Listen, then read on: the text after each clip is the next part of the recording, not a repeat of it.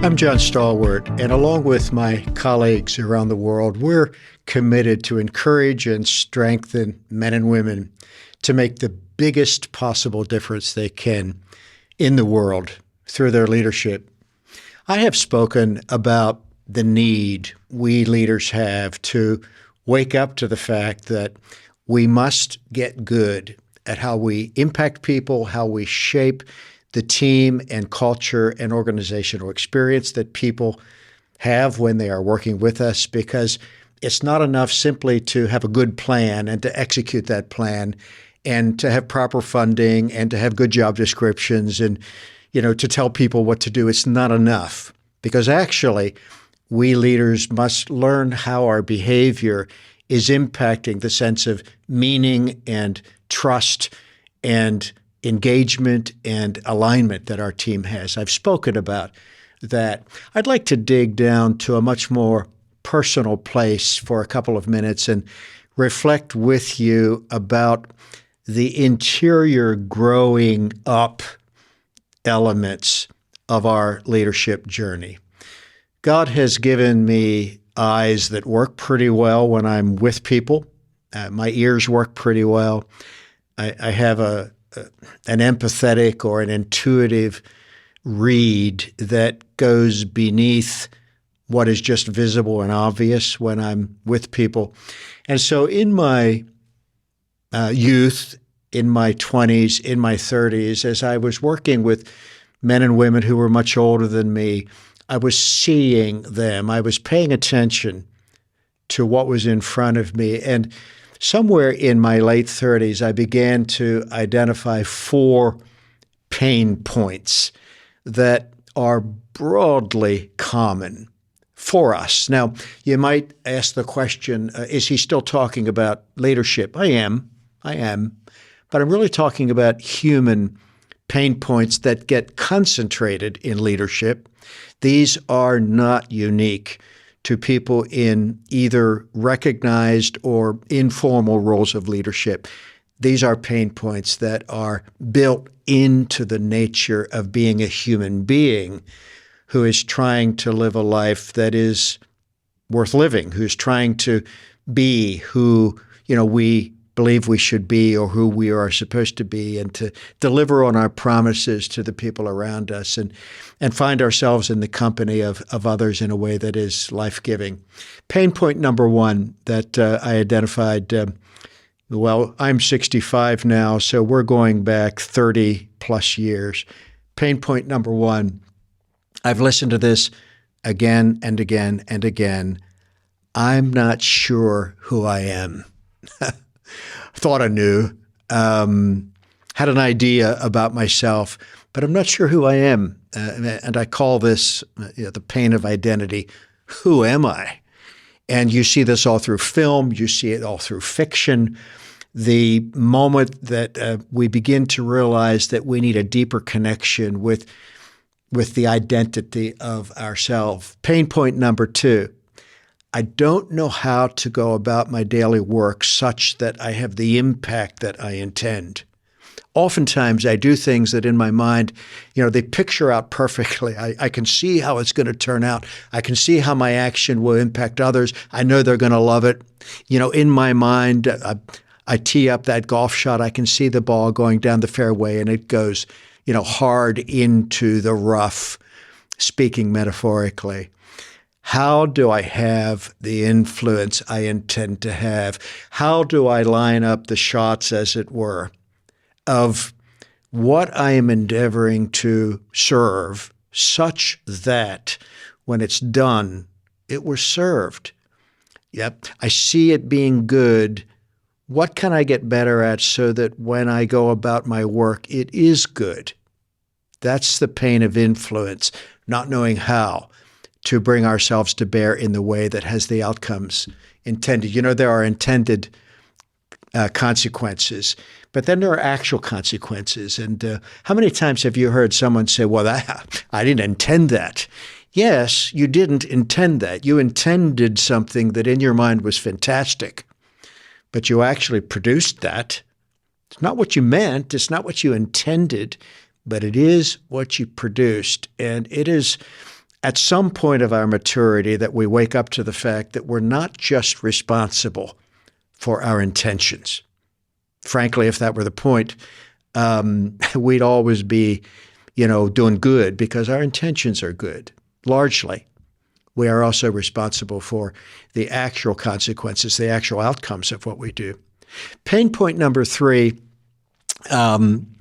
what impact, what is the overall value impact that my life will lead up to? We, at a certain point, we begin to wonder what it's all for. There are famous stories of people waking up to the realization that they're going to be remembered for something. And when their life is done, when my day is done, what did I get done that was worth doing? When my life is done, did I do something of worth?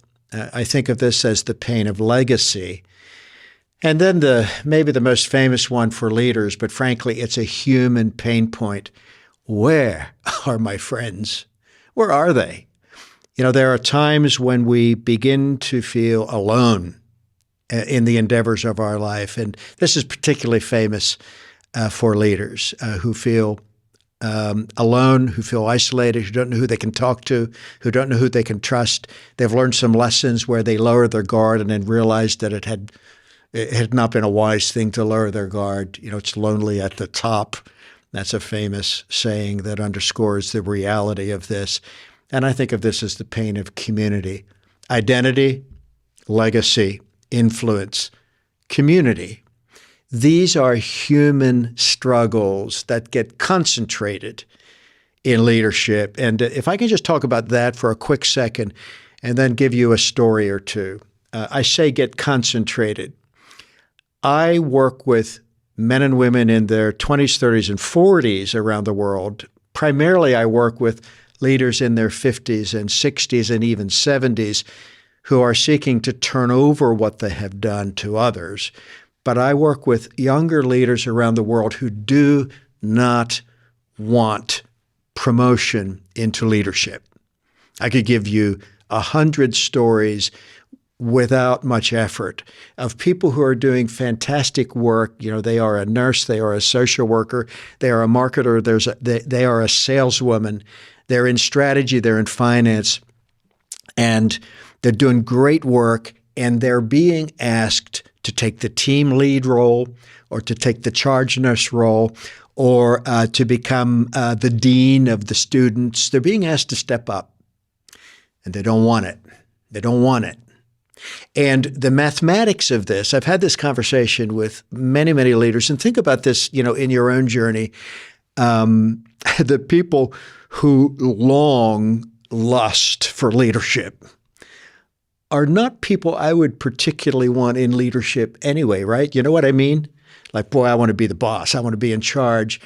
We want people in leadership who are attentive to the difficulties of leadership. We want people in leadership who are aware of others. Frankly, we want people in leadership who, when they make a mistake, realize it, and don't try to make other people do their hurting for them. We want more attentive, emotionally astute, observant people in leadership, not just the barrel housing, I'm always right people who are eager to be the boss. And so these people who say to me, I just want to remain the social worker here. I came into this to work with children. I don't want to become the principal of the school. What they are saying to me is two things. One, they really do love the nature of their work. That's understandable. But two, they're also saying leadership comes with pain. Leadership is going to be a heavier burden for me, and I'm not sure I want it. They notice the loneliness of leaders. They notice the mistakes that leaders make and the way they get particularly blamed for things that go wrong. If we're awake as a child, as a teenager, as a young adult, we lose our passion to be in charge of stuff because we realize the stakes are higher in leadership. And maybe I'm just going to keep my head down a little bit, do my job, do the thing I like to do. go home, not lay awake at night wondering about the bigger picture. I get that. I get that. But here's the thing I want to say as a tangent before I tell you a couple of stories.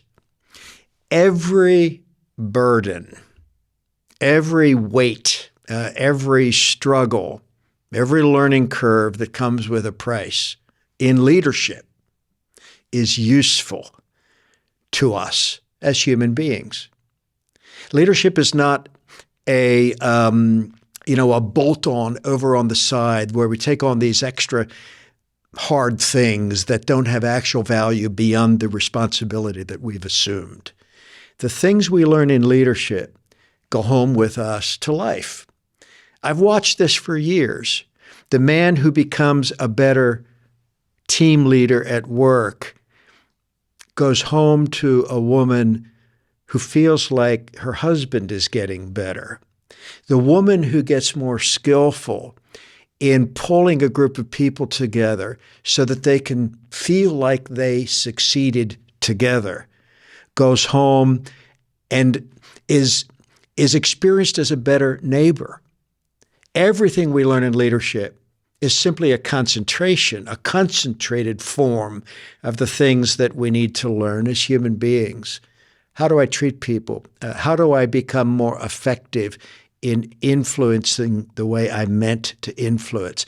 How do I go about my daily life in such a way that I've got an eye on making impacts that are worth making?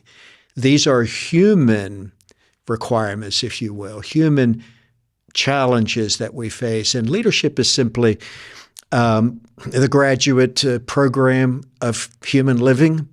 It is the I can't make any excuses for what I'm doing version of human living. You know what they say, things like, well, that's not my job. That's not in my job description. They don't pay me enough for that. That's why they pay the other guys the big bucks. What people are saying is, leave me out of duty and responsibility. Let me have a glide path, which actually is not good for our humanness. What makes families, neighborhoods, enterprises, organizations better is people who say, okay, I'm going to wrap my arms around the requirements of making this better myself. I'm going to take responsibility. And leadership is just a form of not being able to dodge that. The buck stops here, they say. And I simply want to say on this tangent that in human living, the buck stops with us. Can't dodge it, the buck. Can't dodge the buck of being responsible for having impact, having influence, making a difference, conducting ourselves in such a way that others are better for it, that our neighborhoods and our enterprises are better. So my point so far, and then I'm going to tell you a story or two, are to convey to you that if you find your leadership responsibility daunting, if you find your leadership responsibility at times, or often even painful, that's normal.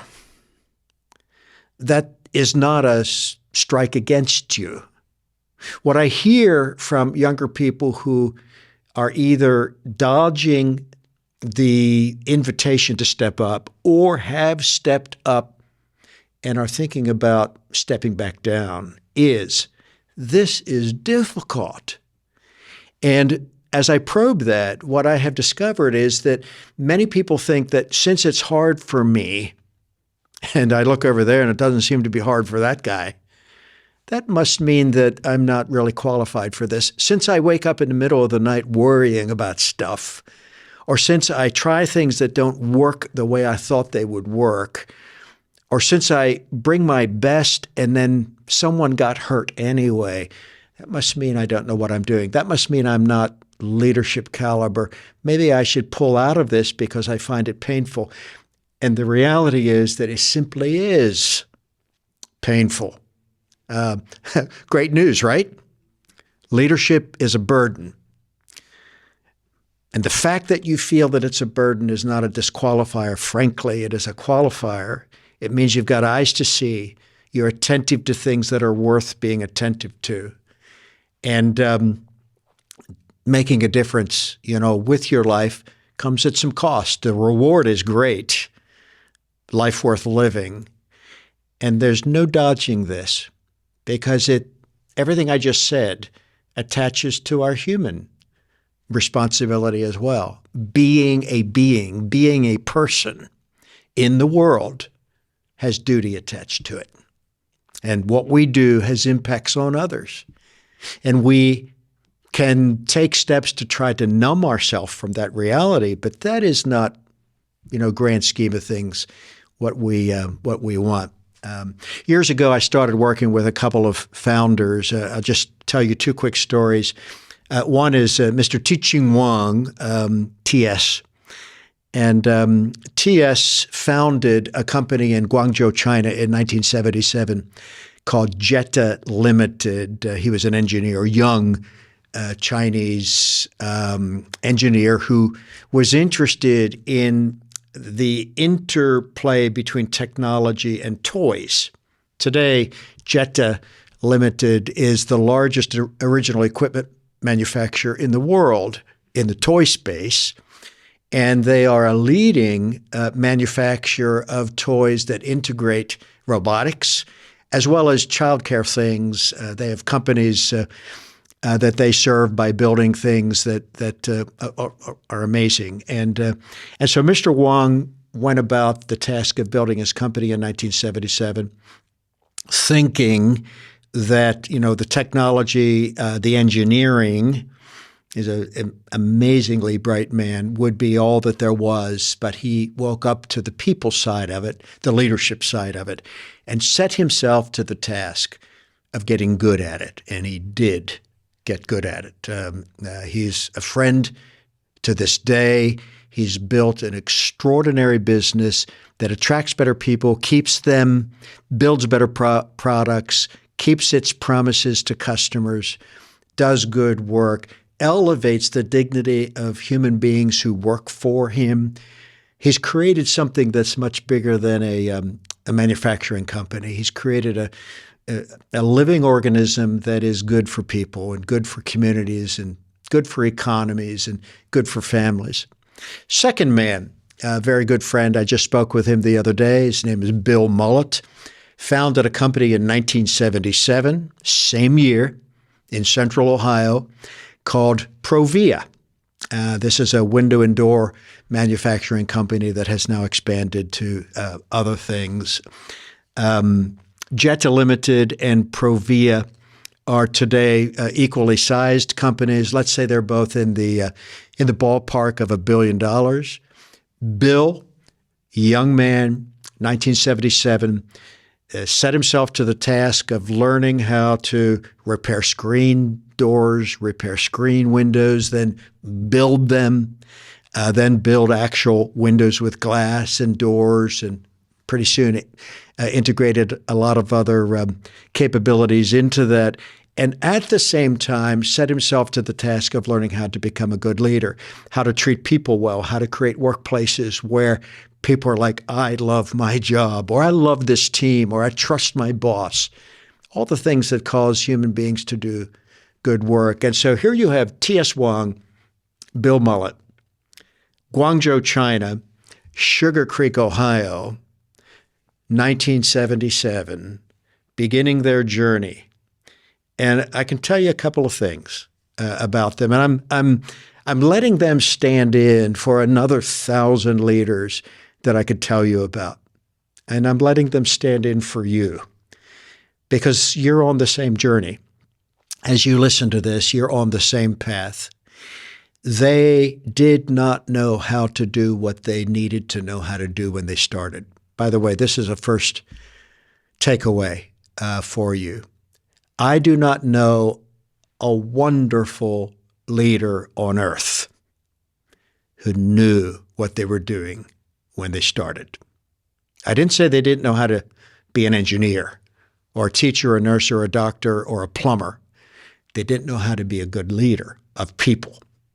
I don't know the person born with the I know what to do gene in creating workplaces and behavior standards that caused workplaces to be human places, to be places of dignity. I don't know that person.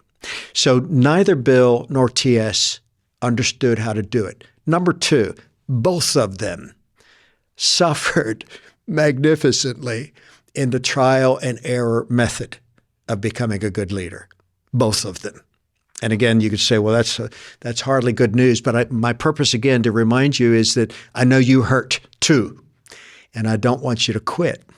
You know, that hurting, that struggle, that price is real. But it's worth it because there is no path to become effective at having your life make a positive impact on the lives of others around the path of suffering, laying ego down, laying preferences down, sucking up some pain so that you listen a little longer rather than just blasting somebody. You know, we get two choices in leadership. We can decide to suck up pain, or we can decide to make other people suck up pain. And I promise you that second choice does not produce goodness. So I know you hurt, and I'm telling you these things because I want you to hang in there. It's worth it. And I'm telling you that TS and Bill paid a price. Number three, both of them had the capacity to learn. You remember the pain points I talked about? I don't know who I am. I don't know how to have the influence I want to have. I do stuff and it turns out backwards from what I pictured. I don't know how to have my life add up at the end to have been good. And I don't know how to have friends because I feel very isolated in the burdens that I carry. These men, like so many men and women that I work with around the world, had the ability to learn. And you might say, well, that's a throwaway. You know, of course they learned. No, it's not a throwaway. There's an old saying that experience is the best teacher. It's not. That saying is false. Experience is an essential ingredient in our learning, but experience delivers zero guarantee of learning. I know leaders who've experienced everything, and they're jerks. So it isn't experience that causes our learning. It's being teachable through our experience that causes our learning. And both Bill and TS had the ability to learn. What does that look like? They were able to pause in the middle of the mess and ask hard questions like, what was my part in that? What could I have done better? They were able to go to people that they hurt and apologize and say, I am really sorry. That wasn't what I meant, but I realize it's what I did. And would you help me to get better? They were able to ask for help. You know, they could go home and say, I need help. They could go to a friend and say, I need help. These are the essential elements of our teachability. We need to lay the guard down and say, I am not what I need to be, and I need help. And would you help me? And we need to be able to walk across the hall and say, can I talk to you for a quick second? I made a mistake, and I came to apologize to you and ask you if you would forgive me for that and help me because I don't want to do that again. Both of these men did that again and again and again. We look at them now, you know, from the vantage point of having founded these extraordinary companies. And we think, well, that must have been baked in. They must have known what they were doing. They're a good leader. I promise you, in 1977, they weren't. They became. And I just added a final point. And I think I've resolved a timeless debate. Are leaders born or made? And the answer is they are made. They are made. Now, a lot of things are born. You know, an extrovert is born, an introvert is born. We now know both types of people can be great leaders. People who are strategic and visionary are born. People who are relational and people-focused are born. You know, people who are execution-focused, you know, give me a checklist, I'll check it off, done, done, done. Those people are born.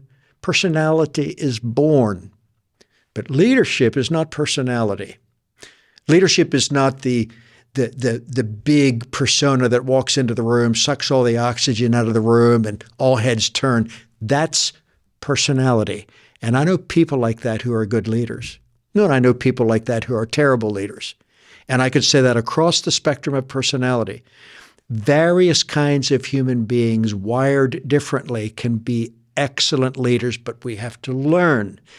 We don't start out knowing how to do it. And so my encouragement for you, my invitation, or just a word maybe at a difficult moment for you is hang in there. This is a learning process, and this is a learning journey, and the mistakes you make are not your disqualifiers. Welcome to the club of amazing men and women who made a lot of mistakes and got better as a product of it. What you do matters. I've said to Bill and to TS over the years, one resides in Hong Kong and one splits his time between Florida and Ohio. I've said, if you guys had just known each other in 1977, if you had just known about each other and had gotten on the phone once a month and had a chat, if you could have just picked up the line and said, could I talk to you? Because I just landed on my face again and I need someone to talk with. If you had just been friends, you would have made quicker progress. And one of the reasons that, we gather like this and we gather leaders in rooms around the world is we want leaders to be connected to one another for the encouragement factor, that fourth pain point. Where are my friends? Where's the community that I belong to?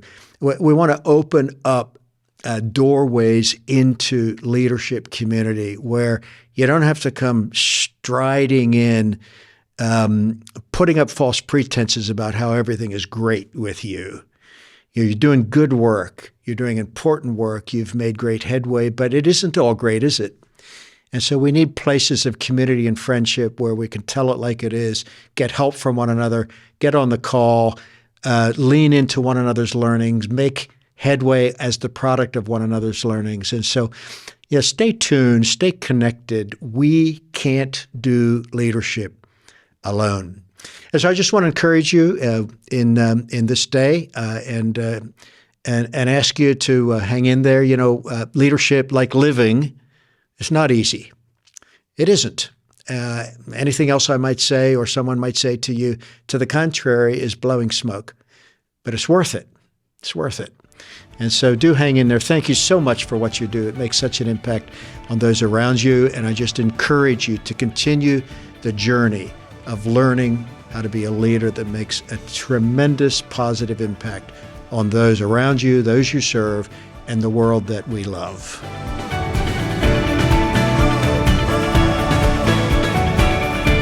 For more information about the Center for Serving Leadership, visit our website at centerforservingleadership.com.